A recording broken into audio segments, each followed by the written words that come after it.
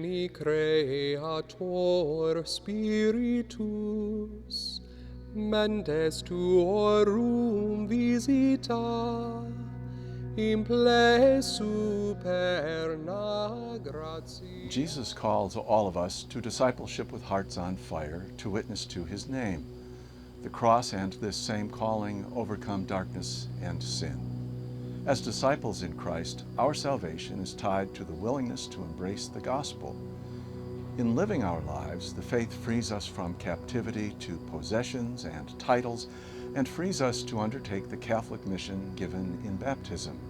Though it is not easy to live with our hearts on fire for Christ in all that we do, it is imperative that we allow the Spirit to lead us to the salvation that Christ wants for us.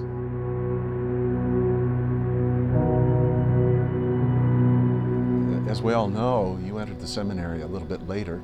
You had a career going, and tell us about how your call came. How'd you discern that? Well, Bishop, it came through, I believe, a good upbringing through my parents and family life. I had a priest friend of mine who mentioned about taking a retreat. He would always take a retreat down in Gethsemane for a silent retreat. And so he said, Sean, you need to get away. You're involved in a lot. And so he told me about this yearly retreat he would do at Gethsemane. And so I said, okay, I'll look into that. And so I did and planned a retreat in Gethsemane. And I prayed with the monks every hour. I took hikes, I read, I relaxed. When I left, I met a gentleman in the parking lot and we started talking. And when we left, he said, Sean, when you go back to work, if there's something on your heart, tugging at your heart, you'll know it. And so sure enough, Monday I went back to work, Tuesday, Wednesday, and it's just tugging at my heart. And I thought, I've had a strong feeling, yes, God is calling me to the priesthood. I think at that time, at that moment, God was calling me to the priesthood. And that's when I heard him and I answered him and I followed his call.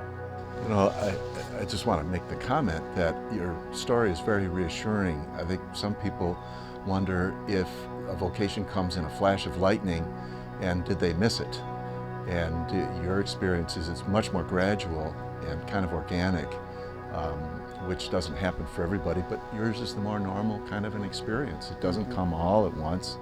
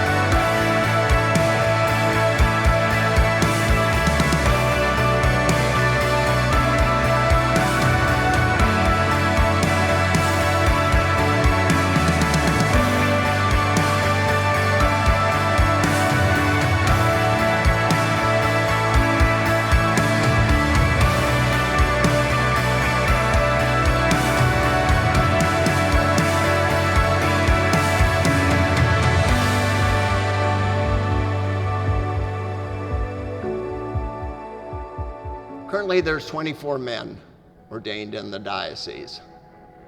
5 currently in formation, due to be ordained, God willing, in 2023. The vocational identity of a deacon is to assist the bishop in his apostolic mission in any way that the bishop sees fit.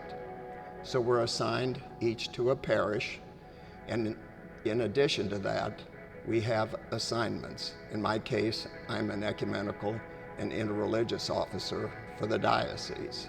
But the question becomes not what the deacon does, but who the deacon is. He's called to be an icon of Christ, a window to Jesus. So the goal being that people would not look at us, but through us, as an inspiration, as a window to Christ, to proclaim his gospel to the world.